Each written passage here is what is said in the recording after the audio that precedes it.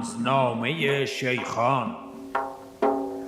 حکایت تحویل آفتابه بیت عظما از شیخ شیاد به آخوند جلاد.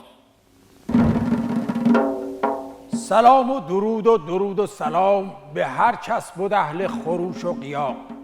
آقا بیا و تماشا کن حکایت تحویل آفتابه بیت عظما از شیخ شیاد به آخوند جلاده.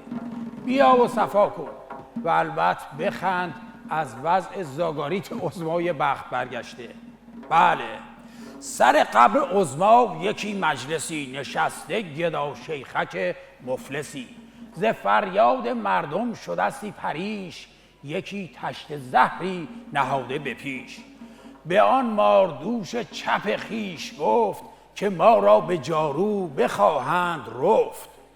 بعد عظما دست کرد تو جیب لباده، رفت پایین تر. دستش به یه چیزی گیر کرد، برق به چشمش افتاد، کشید بیرون. یک اژدهای سیاه 7 خط سیاه باطن. ز جیبش برون کرد ماری سیاه، که سر تا به پا قتل بود و گناه.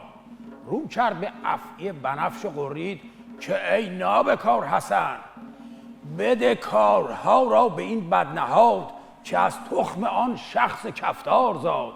حسن باد دادی تو کرک و پرم، فرو گشته در گل الاغ و خرم. تمام است تاریخ مصرف تو را، نکردی به برجام دردی دوا. آقا این شیخ حسن شیاد آروم آروم رفت به سمت عظما، که آخرین چاپلوسیرم بکنه.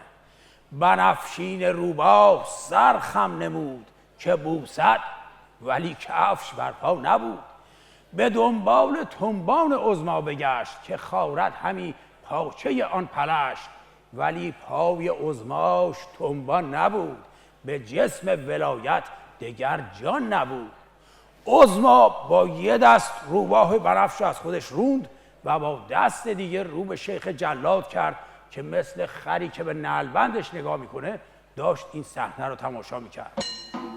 به گفتا رئیسی آهای پاچه گیر، بیا و ریاست ز شیاد گیر.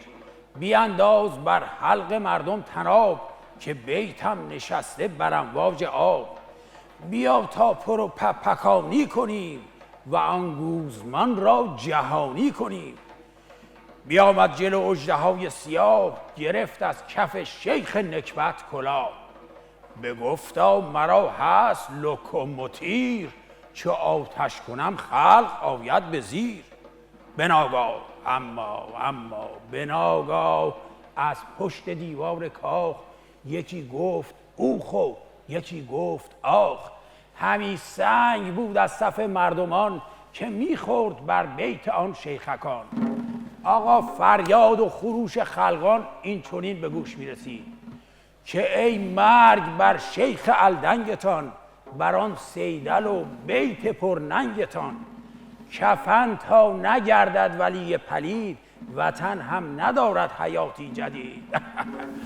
آقا شیخ و شوخ و مار و مور بود، که از یمین و از یسار در میرفت و همه عبا و عمامه ها رو گذاشتن تا فکر سوراخ‌پوش کنن. و بدین سان به هم خورد آن مجلس شیخ شر، و باقی قصه به وقت دیگر. عزت زیاد و ایام بکار.